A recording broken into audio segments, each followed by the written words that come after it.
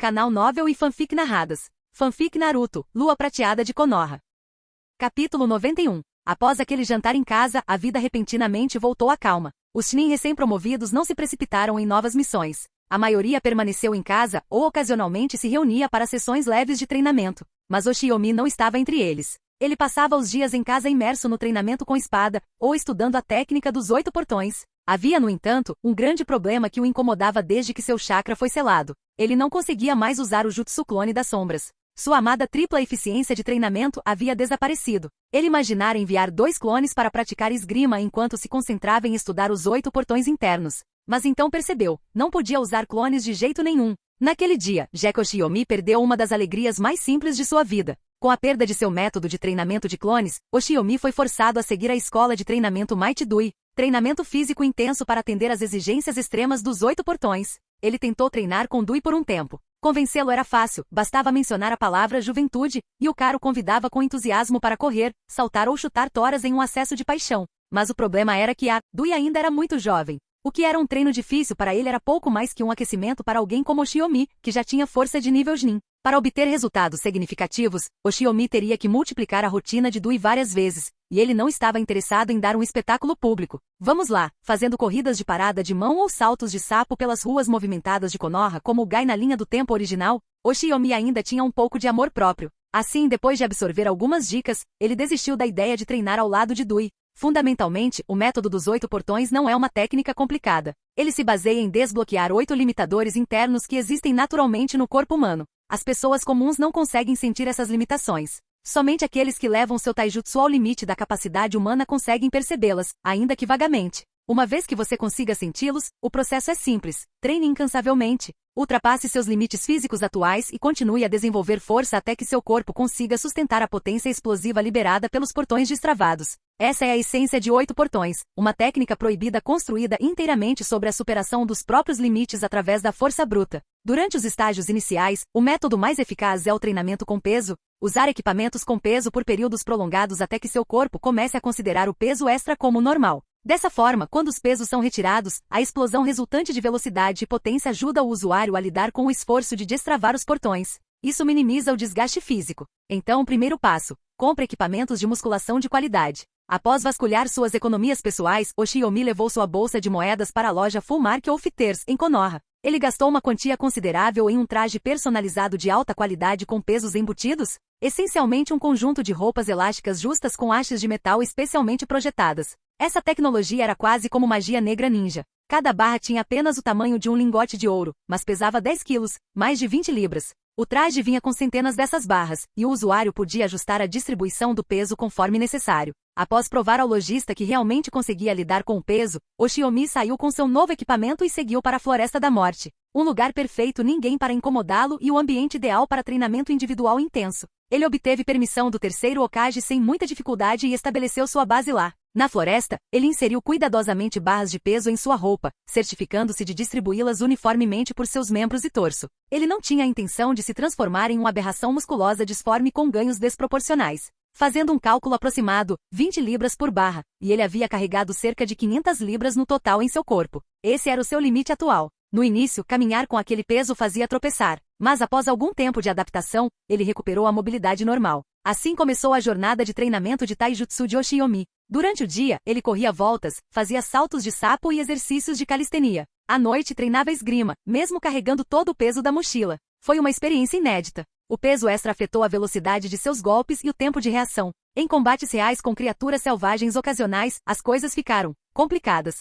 Passaram-se 2 meses. A essa altura, Oshiyomi já havia se adaptado completamente à vida sob carga pesada. Ele se movia naturalmente, seus movimentos suaves e firmes, e ninguém imaginaria que ele carregava várias centenas de quilos. Mas enquanto se preparava para mais um dia de treino, recebeu uma convocação inesperada. A equipe Torifu estava se reunindo. Ele pensou que talvez fosse para uma missão, mas o local do encontro não era o 6º campo de treinamento. Era o restaurante de churrasco da família de Torifu. Confusa, Oshiyomi dirigiu-se para lá e descobriu que todos já estavam presentes: Torifu, Shinku e Sakumo. Ele sentou-se, tomou um gole de chá e perguntou: Sensei, o que está acontecendo? Por que essa reunião repentina? Torifu olhou em volta, depois deixou o olhar repousar na grelha crepitante. Esta é uma refeição de despedida. A partir de amanhã, a equipe Torifu será oficialmente dissolvida. O anúncio deixou Oshiyomi e Shinku atonitos. Nenhum dos dois esperava por isso. Sakumo, por outro lado, permaneceu em silêncio, perdido em seus pensamentos. Torifu prosseguiu. Não fique com essa cara fechada. Não é como se alguém estivesse morrendo. Eu apenas fui transferido para assumir o cargo de chefe da divisão de inteligência.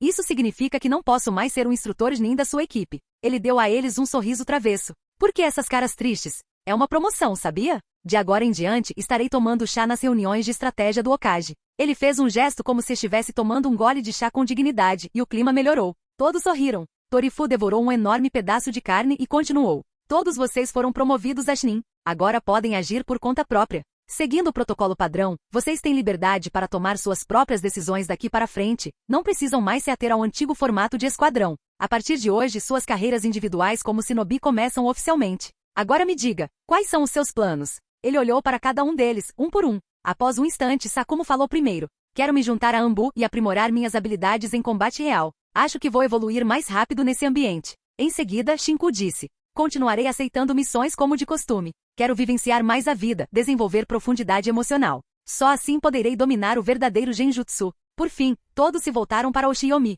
Ele pensou por um instante e então expressou algo que vinha considerando há algum tempo, mas que ainda não havia colocado em prática. Pretendo viajar para a Terra do Ferro para buscar um nível mais elevado de esgrima. Capítulo 92. Oshiyomi vinha considerando isso há muito tempo. Para alguém como ele, cujo crescimento dependia do domínio da espada, o próximo passo era óbvio. Em todo o mundo shinobi, havia apenas um lugar onde a esgrima era verdadeiramente reverenciada e praticada como uma arte, a Terra do Ferro. Um país sem ninjutsu ou shinobi, lar apenas de samurais e espadas. Na Terra do Ferro todos treinavam com a espada. Alguns guerreiros de lá, embora completamente desprovidos de treinamento em ninjutsu, ainda podiam liberar uma força que rivalizava com a dos ninja elite. Oshiyomi sempre acreditou que se pudesse passar alguns anos treinando ali, suas habilidades melhorariam exponencialmente. Mas devido às suas limitações anteriores, e ao caos da guerra, ele sempre se conteve. Mesmo que fosse, temia não aprender nada, ou pior, ser morto na estrada por algum esquadrão shinobi que passasse por ali. Por isso ele nunca havia mencionado esse desejo a ninguém. Mas agora, as coisas eram diferentes. Ele era forte o suficiente. A guerra havia terminado. As estradas finalmente estavam seguras. Contanto que não se metesse em encrenca, era improvável que encontrasse patrulhas ninja OX. Além disso, com o limite da morte aterrorizante ainda bloqueando seu chakra, isso lhe dava a desculpa perfeita para viajar e treinar seu corpo em outro lugar.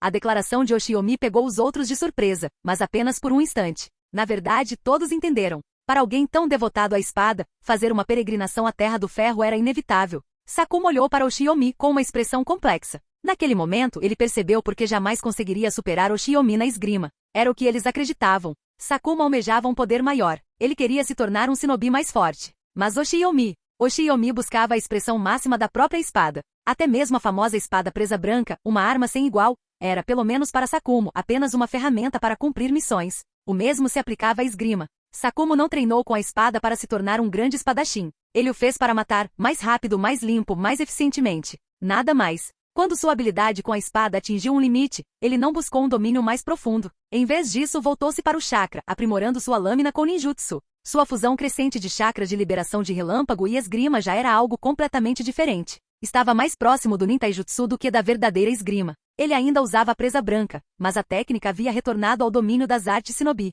Mas Oshiyomi era diferente. Nele, Sakumo viu a busca incansável pelo verdadeiro significado da espada. Uma intenção pura e inabalável, o que alguns poderiam chamar de coração de espada. Eles nunca haviam trilhado o mesmo caminho. Sakumo queria ser o shinobi mais forte. Oshiyomi queria se tornar um santo da espada. Seus objetivos eram fundamentalmente diferentes. E eles haviam crescido juntos. Então, por que ele sempre usava o progresso de Oshiyomi como um chicote para se impulsionar? Ranger os dentes pelas costas do amigo, isso não era o que um amigo deveria ser. Um verdadeiro amigo deve celebrar o seu progresso, esforçar-se para ser como você à sua maneira e estar ao seu lado quando você tropeçar, e não consumir-se de inveja. E com esse pensamento, Sakumo sentiu subitamente um peso sair de seu peito. Ele abriu um sorriso, ergueu a xícara e fez um brinde. Para a Terra do Ferro. Espero que você volte mais forte, e melhor ainda, que finalmente se livre dessa marca maldita. Se Oshiyomi soubesse o que se passava na cabeça de Sakumo, provavelmente teria rido e dito, você está pensando demais. Mas como não era adivinho, apenas piscou, e brindou com Sakumo, sorrindo.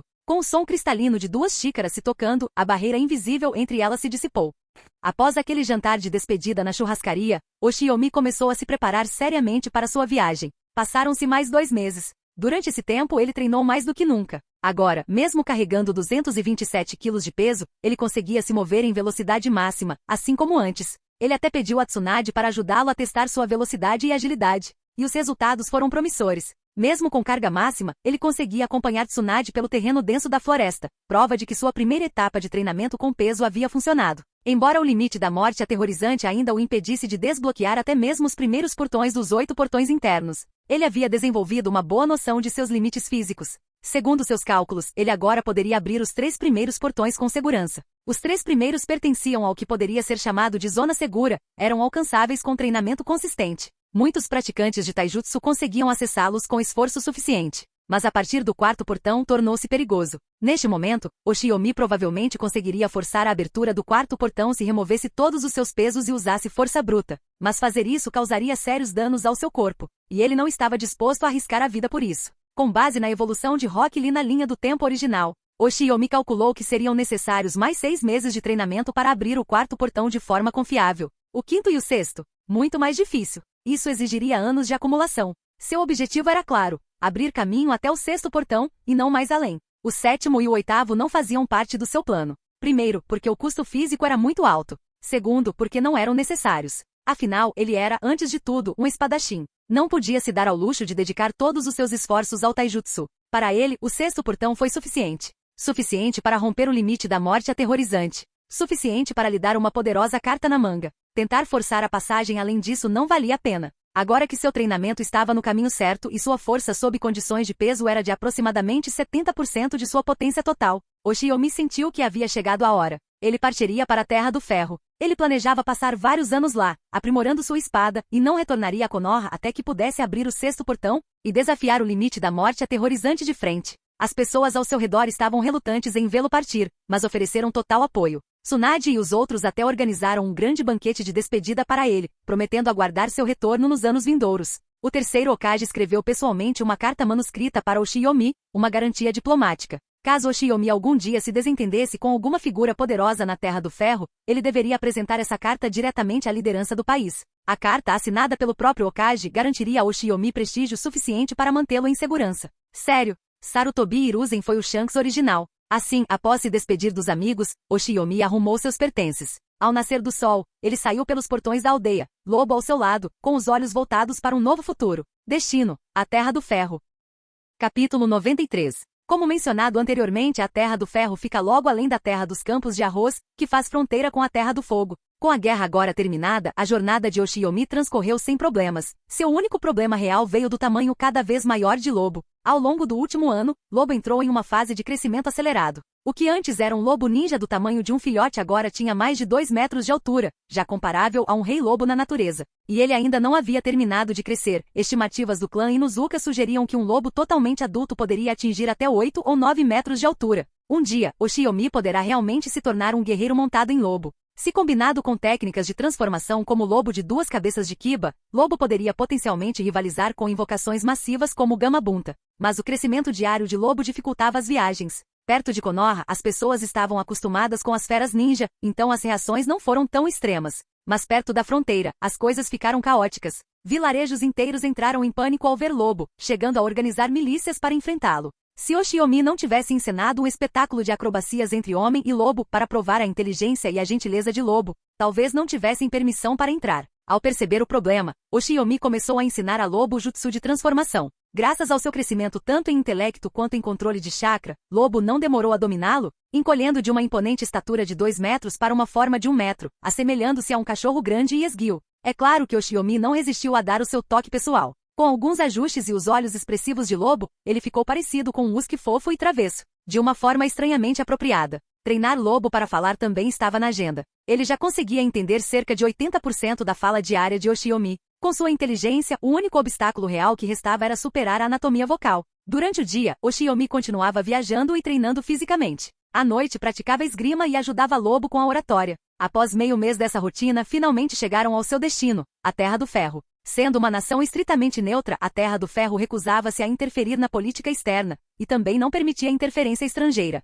Suas vastas reservas minerais controlavam quase metade do mercado de ferramentas ninja em todo o mundo Shinobi. Se o país parasse de exportar ferro, todas as aldeias sentiriam o impacto. No entanto, ninguém se atrevia a atacá-lo, pois qualquer agressor enfrentaria imediatamente uma retaliação unificada. Esse equilíbrio de poder criou uma regra não escrita: não importa quão ferozes sejam as guerras, ninguém ataca a Terra do Ferro. Oshiyomi não pôde deixar de se perguntar, sem a geração de Naruto unindo as 5 grandes nações Shinobi, as lutas intermináveis as teriam enfraquecido tanto a ponto de os samurais se rebelarem e conquistarem tudo? O mundo ninja teria entrado em sua própria era de shogunato? Provavelmente não, mas o pensamento persistiu. Embora neutra, a Terra do Ferro mantinha uma forte presença em suas fronteiras. Mesmo sem a bandana na testa, Oshiyomi ainda foi submetido a uma inspeção. Mas com todo o seu chakra selado, eles não conseguiram detectar nada relacionado a ninjas. Mesmo que tivessem detectado, isso não teria impedido sua entrada, apenas resultaria em uma vigilância mais rigorosa. Vale ressaltar que a armadura samurai daquela época ainda era tradicional, sem máscaras de gás, sem modernizações.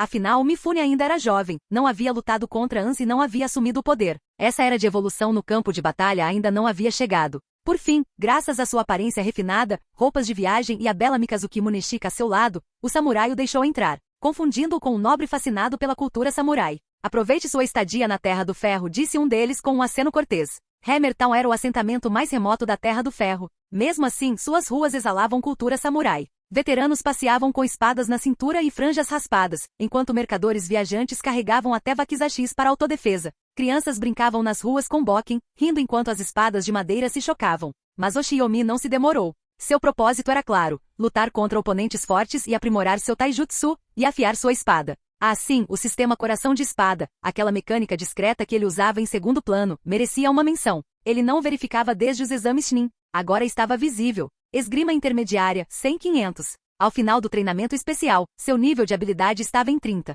O inimigo aprimorado pela duas caudas durante o exame Chunin concedeu cerca de mais 15. Sua batalha com Kiru rendeu mais 10. Os mais 45 restantes vieram de seu ano de treinamento árduo com espadas pesadas, um progresso conquistado com muito esforço, para dizer o mínimo. Essa era a verdadeira razão pela qual ele viera para a Terra do Ferro. Se não desafiasse inimigos mais fortes, jamais alcançaria o nível de espadachim avançado, nem mesmo aos 20 anos de idade. Clareando os pensamentos, Oshiyomi parou um homem com aparência de samurai na rua e perguntou: "Com licença, senhor, onde fica o melhor dojo de espadas desta cidade?" Os olhos do homem brilharam no instante em que ele viu Mikazuki Muneshika. "Que bela espada, rapaz! Você deve ser um admirador da nossa cultura. Isso sim é o que um homem de verdade usa na batalha. Nada dessas kunais ou shurikens delicadas, hein?" Ele não respondeu à pergunta de forma alguma. Oshiyomi fez a vontade do rapaz, concordando brevemente antes de repetir a pergunta. Desta vez, obteve uma resposta adequada. "O melhor dojo? Ora, esse seria o Kazama Dojo e o meu dojo. Venha comigo, eu te levo. Treine lá por 2 anos e você será um espadachim inesquecível."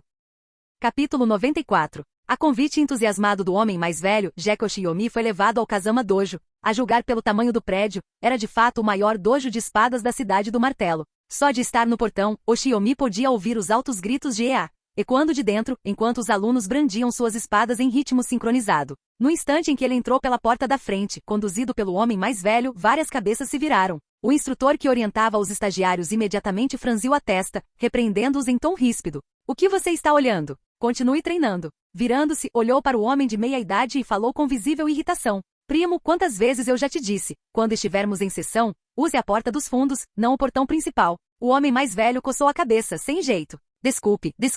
Não fique bravo. Ah, eu trouxe alguém novo." "Um novo recruta?" Só então o instrutor notou Oshiyomi parado atrás do primo. Seus olhos brilharam brevemente ao ver a Mikazuki Muneshika na cintura do garoto, mas ao ver a aparência juvenil de Oshiyomi, não mais velho que 11 ou 12 anos, acompanhado por um grande cachorro branco, ele não pôde deixar de suspirar. Uma lâmina preciosa nas mãos de um pirralho mimado da nobreza. Ainda assim, como convidado, era devido a uma demonstração básica de cortesia. "Sou Kazama Masahiro, o novo instrutor deste dojo. A julgar pela sua postura, você estuda esgrima há algum tempo. Conte-me sobre sua experiência." Oshiyomi fez uma pausa e então ofereceu um pseudônimo. "Meu nome é Imura Kenshin. Treino esgrima há cerca de 5 anos. Na verdade, vim aqui principalmente para ver como é a esgrima no seu dojo." Kazama Masahiro franziu ligeiramente a testa. Por algum motivo, o tom do garoto carregava um sutil traço de desafio. Mas ele logo afastou o pensamento. Uma criança tão pequena mal conseguia sacar aquela lâmina na cintura, com o que ele deveria desafiar. Provavelmente só um garoto rico usando as palavras erradas. Nessa idade, uma demonstração rápida geralmente os convenceria e os faria se matricular.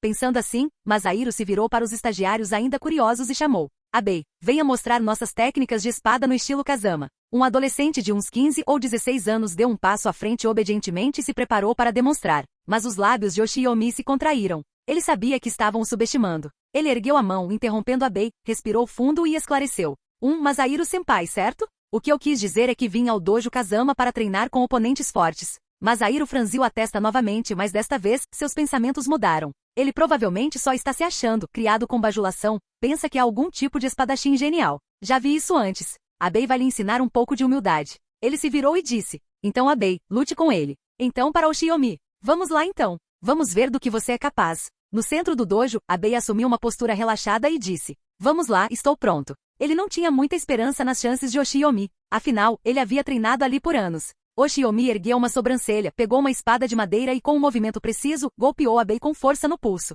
Abei viu um borrão, e então uma dor aguda percorreu sua mão. Instintivamente, ele a soltou. Sua espada de madeira caiu no chão com um estrondo. Apertando a mão, ele resmungou. Que diabos? Isso foi um ataque surpresa. Ele se abaixou para pegar sua arma, pronto para uma revanche. Yoshiomi suspirou, preparando-se para finalizar a partida como deveria, mas a voz de Masahiro interrompeu. Abei, recue. Ele deu um passo à frente, encarou Yoshiomi e fez uma leve reverência. Peço desculpas. Subestimei você. Em nome do Kazama Dojo, aceito seu desafio. Para um observador externo, aquele golpe poderia ter parecido um golpe de sorte. Mas para o olhar treinado de Masahiro, era tudo menos isso. O tempo, o controle, a precisão. Aquele corte foi impecável. Apenas aquele movimento lhe disse. O nível de esgrima desse garoto é tudo menos comum. Possivelmente, comparável ao meu. Masahiro sentiu um arrepio percorrer sua espinha. No mesmo nível que eu. Eu tenho quase 30 anos. E esse garoto, o que 12? 13? Este não era um herdeiro mimado. Era um prodígio da espada, um talento único em uma geração. Toda a arrogância anterior desapareceu. Masahiro se abaixou para pegar a espada de madeira caída de Abei e em seguida fez uma saudação. Kazama Masahiro, por favor, me instrua. Ao redor deles, o dojo entrou em alvoroço. Os praticantes cochichavam e especulavam, tentando descobrir quem era aquele garoto de verdade. O homem mais velho bateu palmas com força. Silêncio, todos vocês. Observem com atenção e aprendam. Mesmo que aprendam apenas meio movimento da partida deles, suas habilidades vão disparar. Assim que os alunos se acomodaram, Masahiro e Yoshiomi entraram em conflito. Suas espadas de madeira colidiram com um estalo seco. E com apenas esse golpe, Masahiro ficou abalado. Os movimentos de Yoshiomi eram implacavelmente precisos. Não havia brechas, apenas uma pressão implacável para a frente. Ele não sentia esse tipo de pressão desde os treinos com o pai na juventude. Um golpe, e era como ser caçado por um predador selvagem. A única opção, defender. Pior ainda, quando as lâminas se encontraram, a mão de Masahiro ficou dormente devido ao impacto. Rápido e preciso, sem dúvida. Mas tanta força bruta assim? Será que ele só treinou por 5 anos mesmo? O que Masahiro não sabia era que Yoshiomi ainda estava usando 227 kg de pesos de treino. Com toda a sua força, ele poderia ter destruído a arma de Masahiro com um único golpe. Ainda assim, Yoshiomi ficou satisfeito. Ele havia colocado mais de 70% de sua força naquele golpe, e Masahiro o bloqueou. Nada mal, pensou ele. Parece que vir para a Terra do Ferro foi mesmo a decisão certa. Sorrindo, ele advertiu. Cuidado, eu voltarei. Capítulo 95. Já que Yoshiomi estava genuinamente entusiasmado. Cada vez mais ele começava a entender por que nos romances de artes marciais, os grão-mestres muitas vezes não encontravam prazer em serem desafiados por outros. Antes de chegar à Terra do Ferro, suas batalhas haviam entrado em um estado estranho. Inimigos mais fracos que ele eram facilmente derrotados com poucos golpes. E aqueles mais fortes lhe davam poucas chances de lutar com toda a sua força. Desde que sua habilidade com a espada ultrapassou a de Sakumo, fazia muito tempo que ele não sentia a emoção de um verdadeiro combate, o som agudo das lâminas se chocando, como o martelar de um ferreiro na forja. Mas após chegar ao dojo Kazama, aquela sensação retornou. Ele reencontrou aquele abandono, o golpe desenfreado da espada até a exaustão. Essa adrenalina o entusiasmou. Ele avançou, desferindo uma série de ataques em uma ofensiva um tanto caótica e pouco refinada. Apesar de desordenado, sua sólida base em esgrima e sua velocidade excepcional ainda conseguiram imobilizar Masahiro. Masahiro sentia-se completamente frustrado. Ele conseguia ver claramente as brechas na postura de Yoshiomi, mas não conseguia acertar um único golpe. O ataque impetuoso de Yoshiomi o deixou momentaneamente atordoado e incapaz de contra-atacar. Forçado a recuar, a lâmina de madeira de Masahiro já rangia sob o peso dos bloqueios repetidos. Ele sabia que não conseguiria manter esse ritmo por muito mais tempo. Sem um contra-ataque, seria completamente derrotado em 2 rodadas. Determinado, Masahiro fez sua jogada. Esquivando-se de um dos golpes horizontais de Yoshiomi com um movimento semelhante a uma ponte de ferro, ele rolou 2 vezes pelo chão para criar distância entre eles. Levantando-se, ele apertou a espada de madeira com força. De repente, uma aura intensa emanou dele. Embora Yoshiomi tivesse perdido seu chakra, ele ainda podia sentir o chakra percorrendo o corpo de Masahiro. Esta era a verdadeira técnica secreta do Dojo Kazama, arte secreta do estilo Kazama, corte cortante do vento. Masahiro inverteu a empunhadura e guardou a lâmina de madeira sob o braço direito numa postura estranha, como um louva-a-Deus erguendo sua foice. No instante seguinte, a lâmina de louva-a-Deus golpeou, a espada de madeira cortando o ar com um uivo. Oshiyomi estava preparado. Ele recuou, desviando-se da própria lâmina. Ele pensou que tudo havia terminado,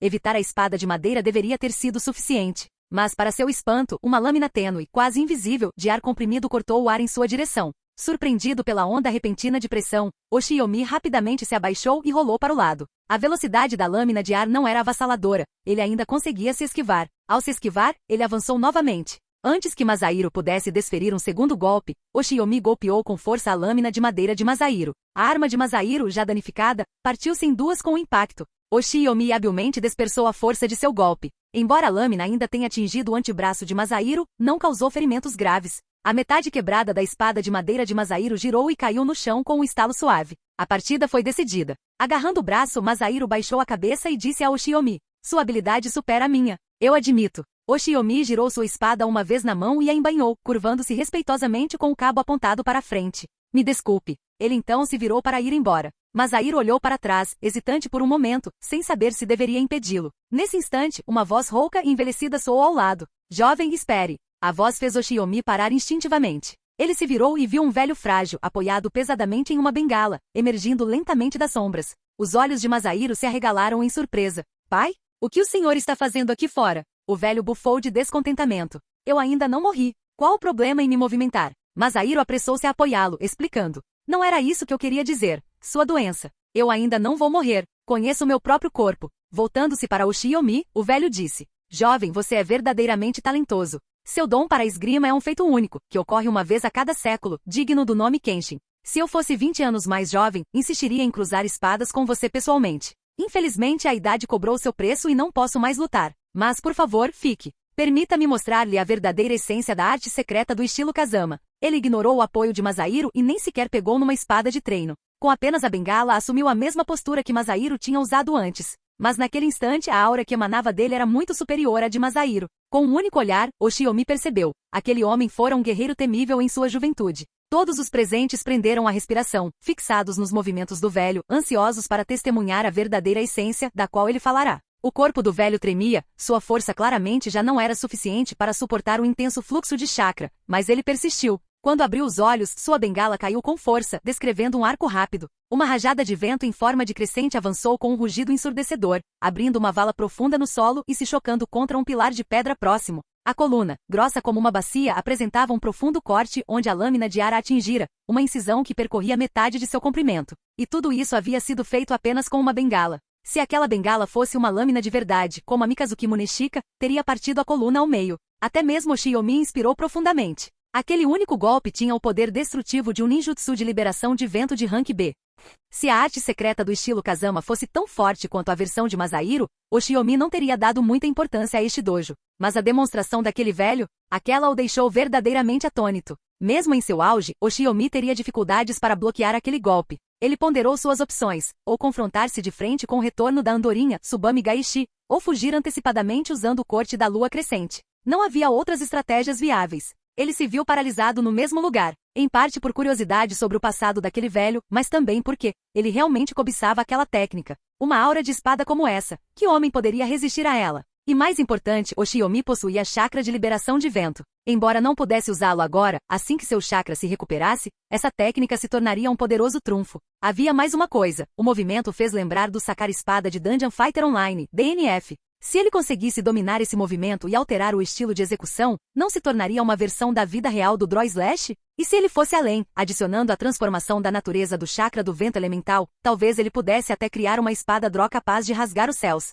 Com esse pensamento, Oshiyomi se virou e fez uma profunda reverência ao velho. "Perdoe minha falta de respeito, mas poderia me dizer seu nome, ancião?" O velho riu de coração e apoiou Oshiyomi levemente. "Meu nome é Kazama Morishige, fundador do Kazama Dojo. Senti uma afinidade com você à primeira vista. Você estaria disposto a ouvir as histórias de um velho sobre o passado? Seria uma honra para mim." Oshiyomi então ajudou Kazama Morishige a ir para os fundos do dojo, deixando Kazama Masahiro sozinho no pátio, despenteado pelo vento e atônito. "Velho, eu sou seu filho de verdade, sabia?"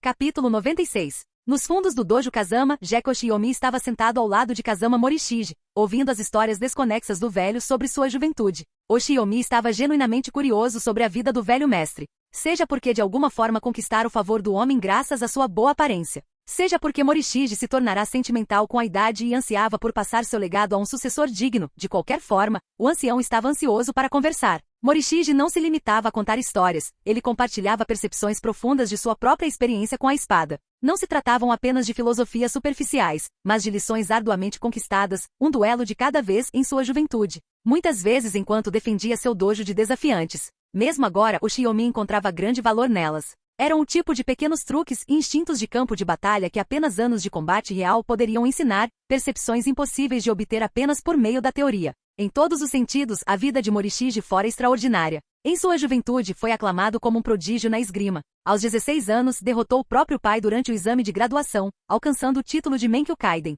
Aos 20 anos, ele participou do prestigiado torneio juvenil de Kinjutsu de 5 anos da Terra do Ferro e conquistou o segundo lugar geral, um feito notável. Mas Morishige estava insatisfeito. Ele acreditava que sua derrota só havia ocorrido porque o vencedor do primeiro lugar era mais velho e tinha treinado por mais tempo. Então, movido pela obsessão, ele se dedicou a um treinamento ainda mais rigoroso. Ele iniciou uma longa peregrinação, desafiando todos os dojos da Terra do Ferro em busca de maior força. Ao longo de 5 anos, absorveu os pontos fortes de inúmeros estilos, desenvolvendo eventualmente sua própria técnica característica, a arte secreta do estilo Kazama, corte cortante do vento. Convencido de que finalmente havia superado seu antigo rival, ele o procurou para uma revanche, mas ele perdeu novamente. O Yaijutsu do oponente, a arte dos golpes rápidos de espada, era veloz demais. Morishige sequer teve tempo de usar sua nova técnica por completo antes de ser derrotado. Na verdade, seus primeiros anos foram passados à sombra daquele mestre de Yaijutsu. Após a segunda derrota, ele foi forçado a admitir por mais amargamente que fosse, que ainda não era páreo para ele.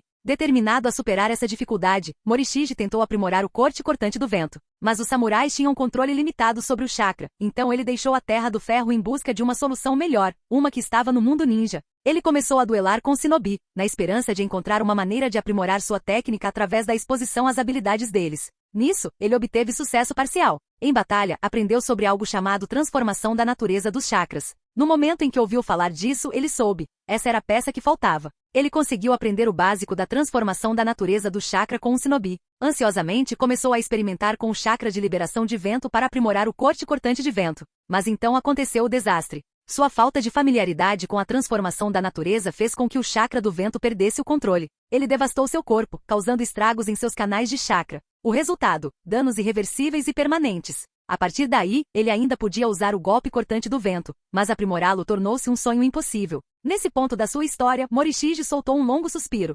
Depositei todas as minhas esperanças no meu filho, Masahiro, mas o talento dele está muito aquém do meu. Ele já passou dos 30, e mesmo assim a forma como usa o corte cortante do vento é uma sombra do que deveria ser. O Shiomi fez uma pausa, oferecendo um momento silencioso de 3 segundos de compaixão pelo pobre Masahiro. Crescer com um pai assim devia ter sido difícil. Ele já tinha se saído muito bem só por ter sobrevivido até então sob o peso de tantas expectativas. Enquanto o Shiomi refletia, Morishige falou de repente novamente, num tom surpreendentemente alegre, e já não o chamava de jovem, mas de algo mais afetuoso. Mas os céus sorriram para mim quando me trouxeram você. Filha, no momento em que te vi, eu soube. Você era um presente enviado pelo destino. Sua aparição não é coincidência. São os deuses atendendo às minhas preces, concedendo-me uma última chance de ver o golpe cortante do vento completo antes de morrer. Então me diga, criança, você está disposta a aprender o estilo Kazama de esgrima e ajudar este velho a completar o golpe cortante do vento? O Shiomi ficou estupefato. Então era por isso que o velho tinha sido tão receptivo? Se isso tivesse acontecido em seu auge, o Shiomi teria concordado sem hesitar. Mas agora, como ele ia dizer ao velho, sem lhe causar um ataque cardíaco, que no momento não conseguia usar chakra de jeito nenhum? Ele hesitou, depois começou com cautela. Velho mestre, tenho algo a dizer. Por favor, prepare-se mentalmente. Fui emboscado e amaldiçoado por um traidor. Neste momento, meu chakra está completamente selado. Espere. Velho, não desmaie. Me escute. Em pânico, o Shiomi pressionou seus pontos de pressão e o tranquilizou freneticamente até que Morishige voltou da beira do colapso. O velho, pálido e trêmulo, perguntou fracamente. Então, o que você está dizendo é que tem certeza de que recuperará seu chakra dentro de alguns anos. E então você poderá completar o golpe cortante do vento? O Shiomi assentiu rapidamente. Assim que meu corpo se recuperar e voltar ao estado ideal, meu chakra retornará. Assim que isso acontecer, desenvolver completamente o golpe cortante de vento não deverá ser problema algum. Morishige ficou em silêncio por um longo tempo, antes de finalmente soltar outro suspiro. Que assim seja. Você é único neste mundo. Um talento como o seu não surgirá novamente no tempo que me resta. Em vez de apostar em um futuro distante, depositarei todas as minhas esperanças em você.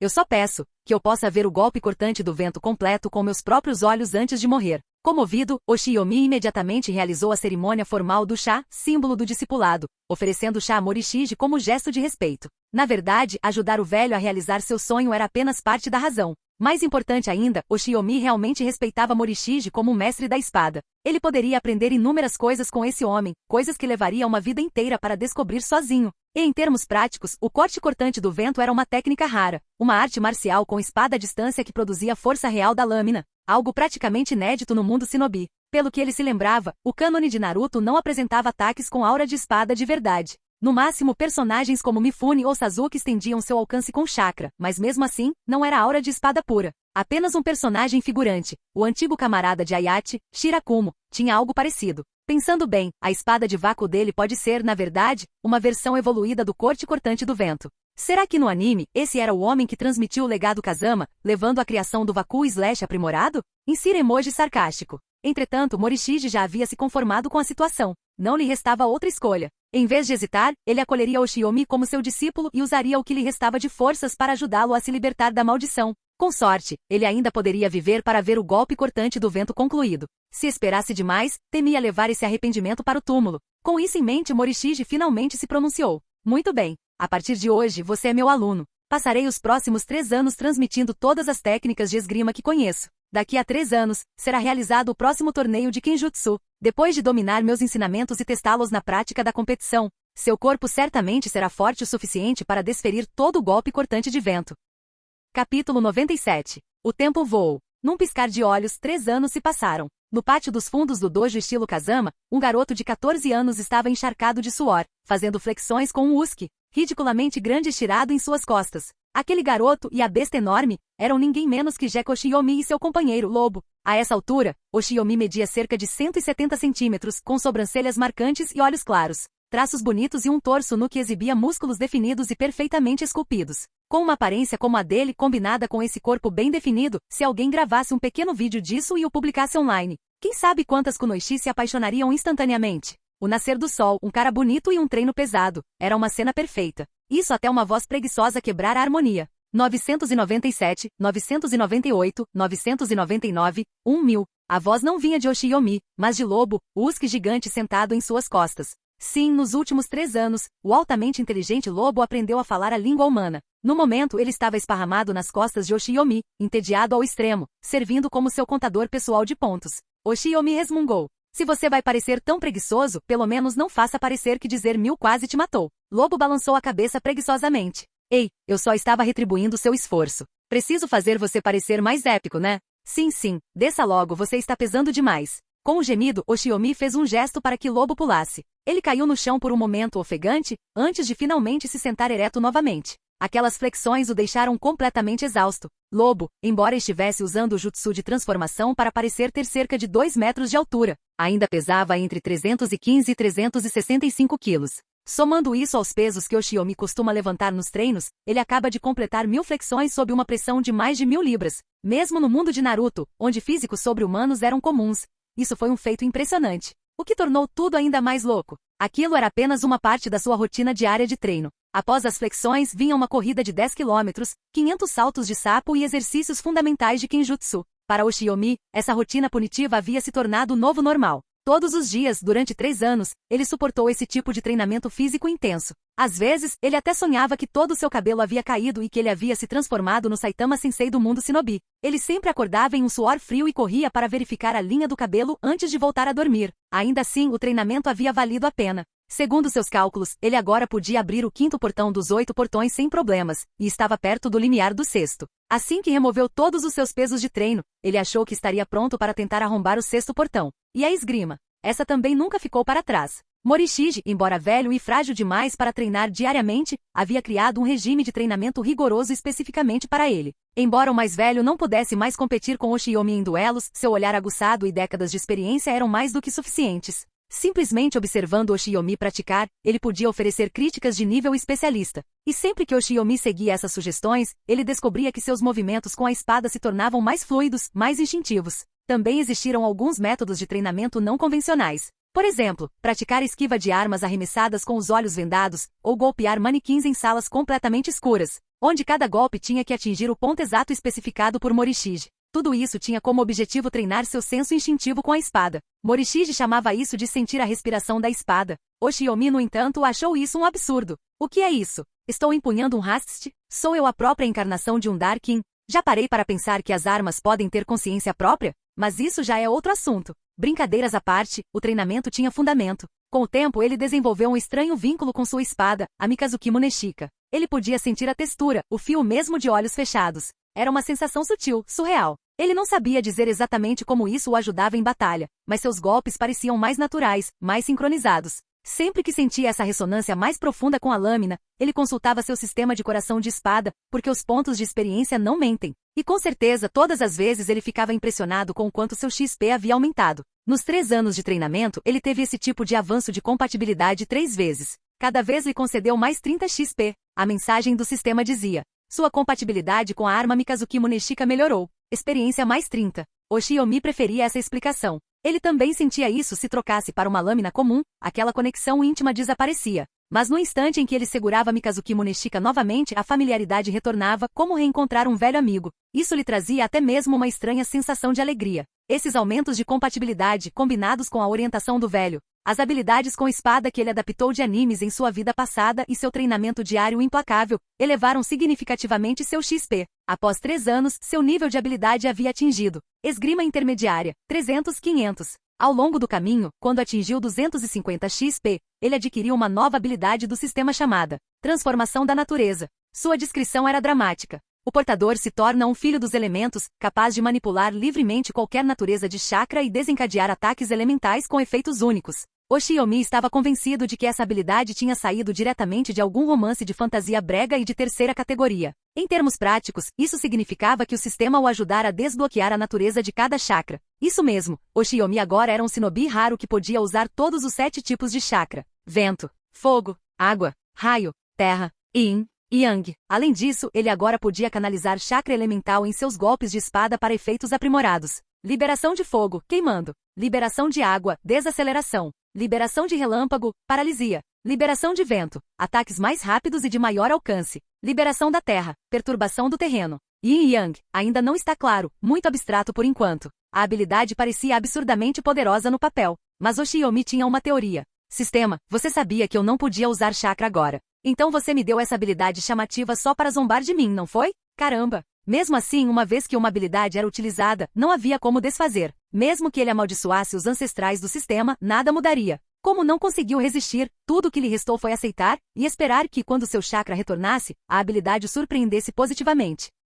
Capítulo 98. 3 anos de treinamento sob a tutela do mestre Kazama Morishige haviam chegado ao fim. De acordo com o plano traçado por Morishige, era a hora de Jeki Oshiyomi partir rumo à capital do País do Ferro para participar do torneio de Kinjutsu, realizado a cada 5 anos. Só de pensar nisso, uma onda de expectativa percorreu o peito de Oshiyomi. Ele não conseguia deixar de se perguntar que tipos de oponentes poderosos poderia enfrentar ali. Cada vez que lutava contra um inimigo forte, sua barra de experiência aumentava, e se a competição fosse acirrada o suficiente, ele poderia até mesmo alcançar o nível de espadachim avançado de uma só vez. Levando o lobo consigo, Oshiyomi dirigiu-se ao quarto de Morishige. Embora o velho mestre frequentemente afirmasse que não lhe restavam muitos anos de vida, na verdade seu corpo ainda era robusto, salvo acidentes. Provavelmente ainda teria mais uma década ou mais de vida. Naquele momento, Morishige estava sentado de pernas cruzadas sobre uma almofada, polindo cuidadosamente sua amada lâmina. Embora não pudesse mais empunhá-la em batalha, ele ainda dedicava tempo de vez em quando para manter a espada na qual um dia confiara sua vida.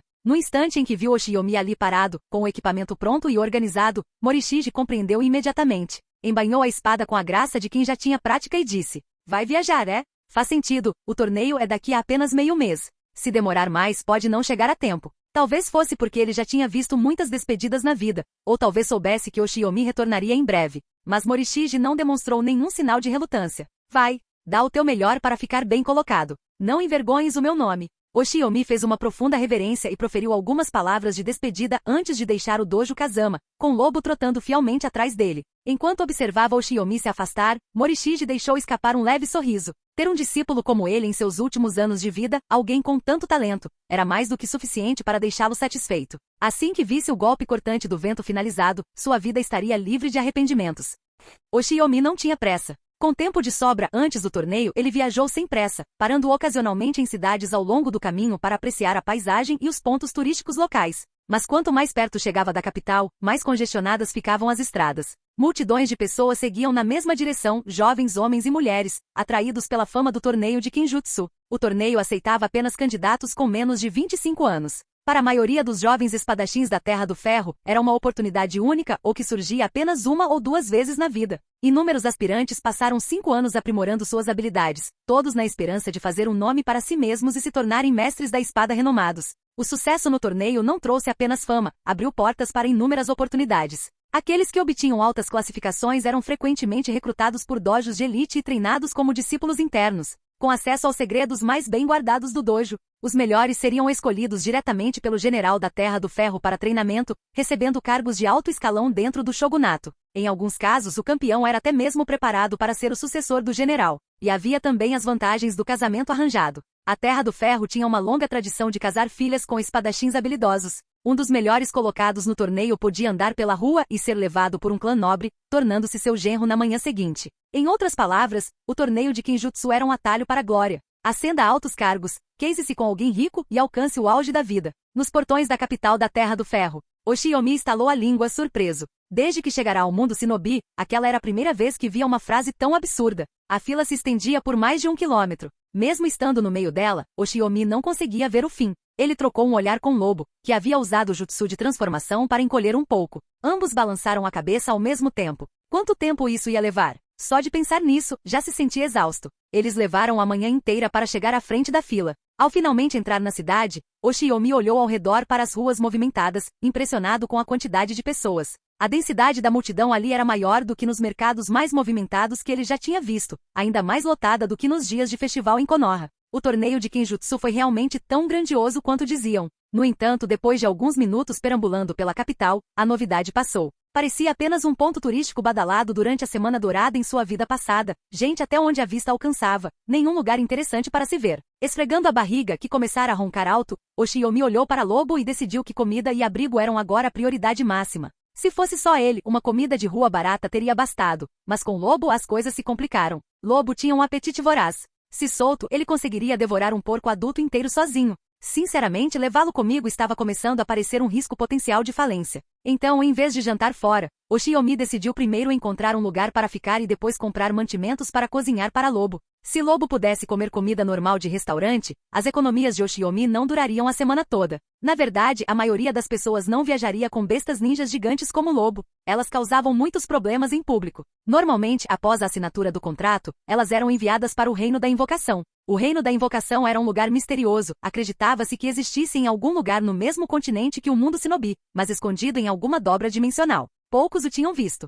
O domínio das bestas ninja parecia um mundo à parte que só se cruzava com o mundo Shinobi em pontos específicos. Atravessar um desses pontos levava a uma dimensão completamente diferente. O próprio mangá nunca explicou quem criou aquele reino. Em circunstâncias normais, as bestas invocadas permaneciam em seu próprio mundo, aparecendo apenas quando chamadas por quem as contratava. Assim que a tarefa era concluída, elas desapareciam novamente. Mas Oshiomi era uma exceção, não porque não suportasse se separar de Lobo, mas porque não tinha chakra e, portanto, não podia firmar nenhum contrato. E como ele nunca sabia quando poderia precisar de Lobo em batalha, o Lobo teve que ficar ao seu lado até que Oshiomi pudesse recuperar seu chakra e assinar oficialmente o pacto de invocação. Ele esperava que encontrar hospedagem fosse um pesadelo com tanta gente na cidade, mas, para sua surpresa, a Terra do Ferro havia se planejado com antecedência. Todas as pousadas tinham quartos reservados especificamente para os participantes do torneio. Na entrada de cada estalagem havia uma placa de ferro nuvem, uma liga especial. Qualquer um que conseguisse deixar uma marca de espada nela, usando apenas a lâmina de ferro padrão fornecida,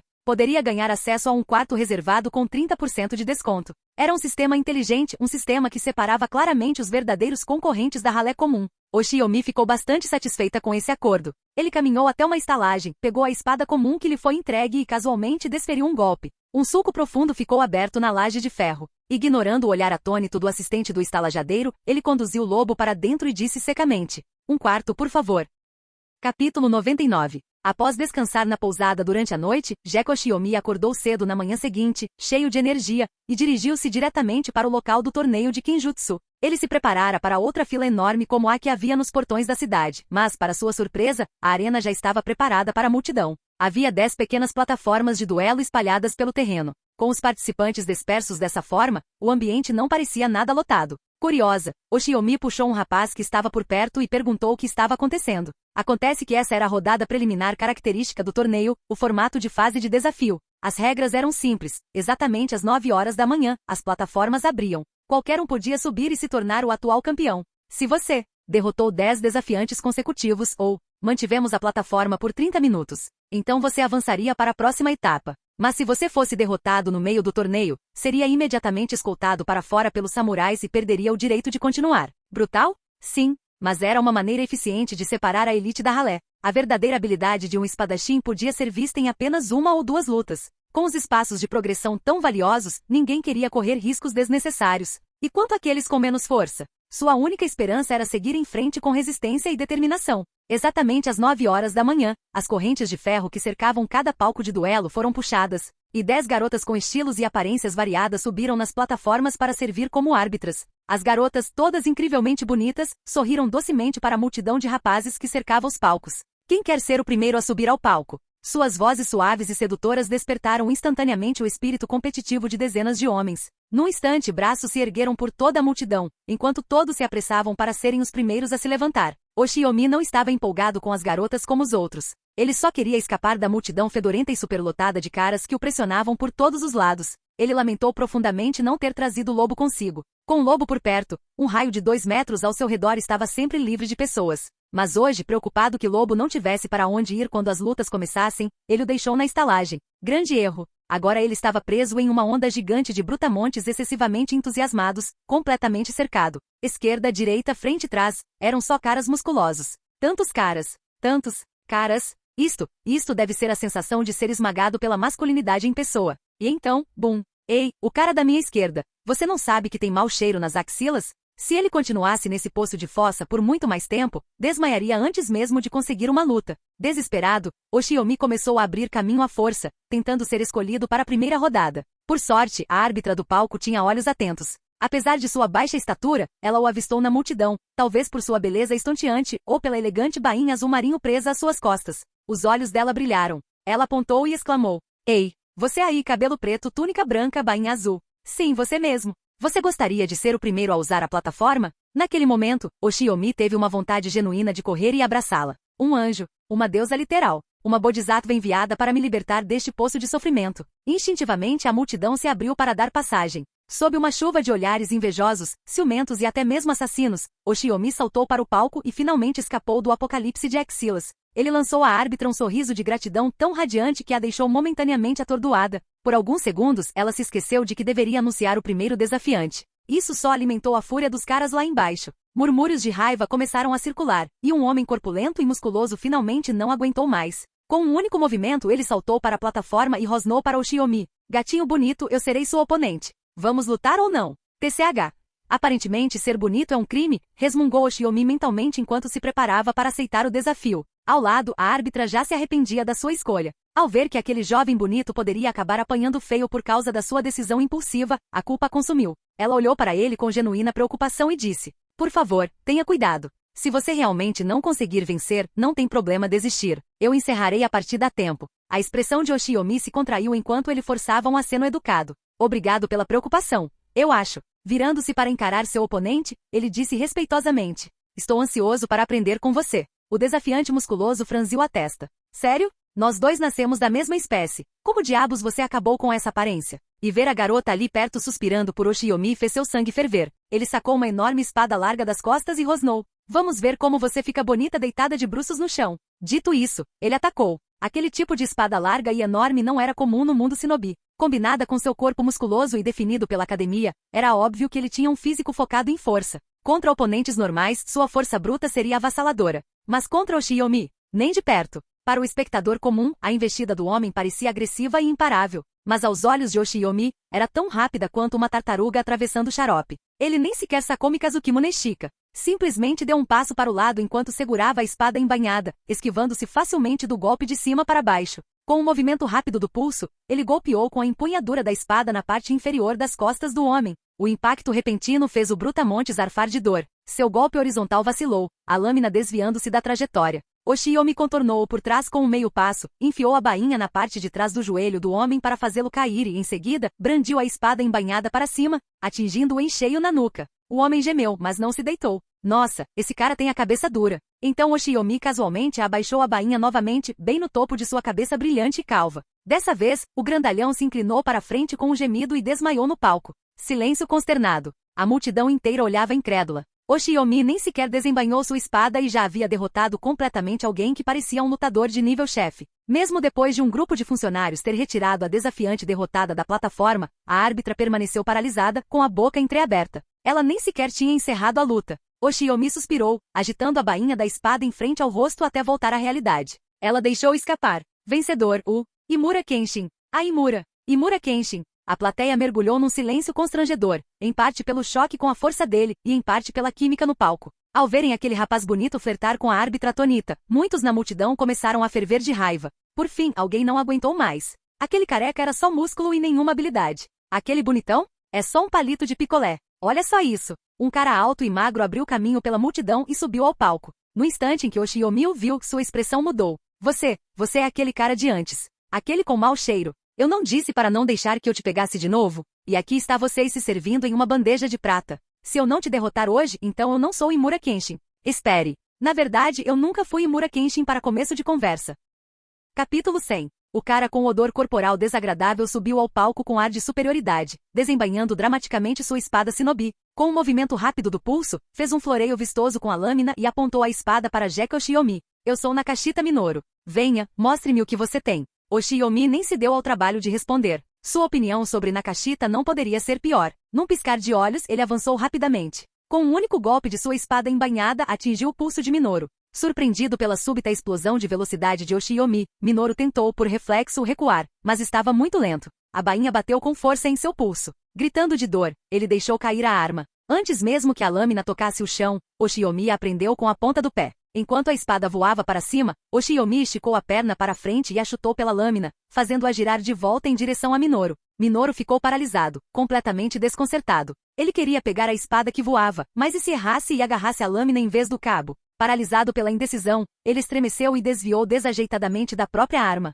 A espada caiu da plataforma com um estrondo e aterrissou fora do ringue. Para um samurai, perder a arma era motivo de desqualificação imediata. A plateia irrompeu em vaias. Muita conversa fiada sobre como o outro era só para inglês ver e você nem durou um round. Patético. Com o rosto vermelho de vergonha, Minoru nem sequer teve coragem de responder. Em chamas, saiu da plataforma cabisbaixo. Oshiyomi aproveitou a oportunidade para dar uma olhada em seu sistema coração de espada. E não é que funcionou mesmo? Nem um único ponto de experiência. Esses dois palhaços não valeram o esforço. Ele saiu do sistema e dirigiu-se à multidão. Se esse é o nível com que estamos lidando, façam um favor a si mesmos e não se exponham. Não há necessidade de se envergonharem. A reação do público foi mista. Alguns, percebendo que não tinham chance, discretamente se retiraram para outras plataformas. Outros estreitaram os olhos, planejando esperar até que Oshiyomi estivesse com pouca energia antes de desafiá-lo. E claro, havia alguns tipos exaltados cerrando os punhos, ansiosos para derrubá-lo. E de fato, pouco depois, um homem com aparência mais madura subiu ao palco, claramente alguém que estava no limite de idade de 25 anos do torneio. Ele se portava com um ar experiente, quase excessivamente formal, e anunciou: "Meu nome é Matsushita Gorin. Fiquei entre os 100 melhores no último torneio de Kenjutsu. Vim aqui hoje para te lembrar, jovem, que não se deve menosprezar os guerreiros do mundo. Talvez eu não tenha o seu talento, mas não subestime alguém que está competindo em seu segundo torneio. Permitam que eu, como alguém mais experiente, lhes ensine o valor da disciplina. Depois dessa partida, vá para casa e treine bastante. Com o seu talento, você pode muito bem chegar ao top 10 na próxima vez." A plateia murmurou algo em resposta. Gorin não era apenas um ex-lutador que figurava entre os 100 melhores. Ele também havia acabado de elogiar bastante Oshiyomi. Entre os 10 melhores? Isso era domínio de prodígios, gênios de elite da Terra do Ferro. Será que esse garoto era mesmo tão forte assim? Oshiyomi olhou para Gorin, sem se impressionar. Claro, você parece sábio e tudo mais, mas está me subestimando seriamente. Ainda assim, o homem despertou seu interesse. Pela postura e pelos calos nas mãos, Oshiyomi percebeu que ele era um verdadeiro praticante de Kinjutsu, muito superior àqueles palhaços de antigamente. Esse era o tipo de adversário de nível intermediário contra o qual ele queria se testar.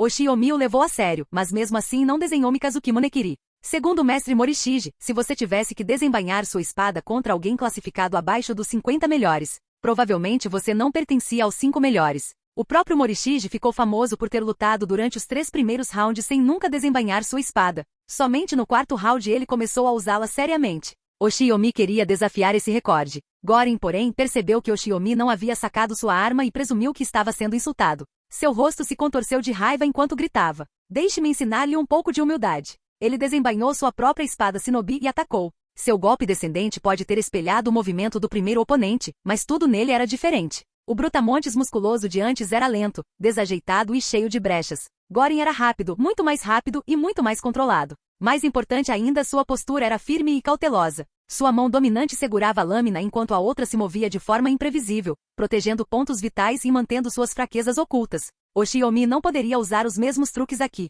Suas armas se chocaram com um clangor agudo, ecoando pela arena como sino que marcava o início de um verdadeiro duelo. A partir daquele momento, os dois se tornaram um borrão, aço batendo contra aço em rápida sucessão. Gorin não era nenhum amador. Na verdade, ele era mais forte que Kazama Masahiro nos tempos do dojo. Suas lâminas colidiam repetidamente, e apesar do poder bruto de Oshiyomi, o aperto de Gorin jamais vacilou. Seus pulsos não tremeram nem um pouco. Isso por si só já dizia tudo. O que Oshiyomi não sabia, porém, era que Gorin estava gritando mentalmente. Ele achava que sua avaliação anterior tinha sido generosa. Agora percebia que ainda assim havia subestimado aquele garoto. O corpo dele é feito de ferro. Eles já vinham trocando golpes há algum tempo, e os braços de Gorin doíam de cansaço. Mas Oshiyomi parecia perfeitamente bem, como se nem estivesse suando. Se fosse uma luta normal, Gorin provavelmente já teria desistido. Mas depois do seu discurso de guerreiro veterano, desistir agora seria humilhante. Ele cerrou os dentes. Eu comecei isso, agora tenho que levar até o fim, mesmo que eu seja esmagado. 5 anos de treino desde meu último torneio, e talvez eu nem passe das preliminares? Isso é péssimo. Enquanto isso, Oshiyomi estava completamente alheio ao colapso interno de Gorin. Ele estava concentrado demais e empolgado. Esse cara provavelmente lhe renderia de 3 a 5 pontos de experiência. E se houver mais 100 pessoas como ele na fila de espera? Prêmio máximo. Eu, Jack Oshiyomi, usarei este torneio para me impulsionar rumo ao nível de espadachim avançado. Nem mesmo o sábio dos 6 caminhos poderia me deter agora. Seus golpes ficaram mais rápidos e fortes. Gorin, por outro lado, começou a vacilar, tornando-se mais defensivo e hesitante. Após mais algumas trocas de golpes, Oshiyomi avistou uma brecha e cravou a bainha nas costelas de Gorin, tirando-lhe o fôlego. Em seguida, ele desferiu um soco certeiro no ombro, fazendo Gorin voar para fora da plataforma. Ao cair no chão, Gorin rapidamente optou por fingir estar inconsciente em vez de enfrentar a vergonha pública. A multidão prendeu a respiração. Espera aí, alguém que estava entre os 100 melhores no último torneio foi simplesmente massacrado assim? Que chance temos nós, os demais? Num instante, a área ao redor da plataforma de Oshiyomi ficou deserta, mesmo quando ele provocou. Que tal os próximos 7 subirem juntos? Ninguém respondeu. Ainda temos nossa dignidade, ok? 30 minutos depois, com a árbitra observando-o como uma verdadeira fã, Oshiyomi passou oficialmente pelas preliminares e recebeu seu convite para o torneio principal. Ah, ser inigualável. Tão solitário. Tão solitário. Obrigado por assistir. Se gostou, deixa o like e inscreva-se. Quanto mais apoio, mais vídeos, e se possível apoie o canal doando no Pix do canal na descrição do vídeo. Qualquer valor ajuda, assim o canal pode trazer fanfics e novels de autores pagos e novos vídeos são postados com mais frequência. Muito obrigado a todos, curtam o canal.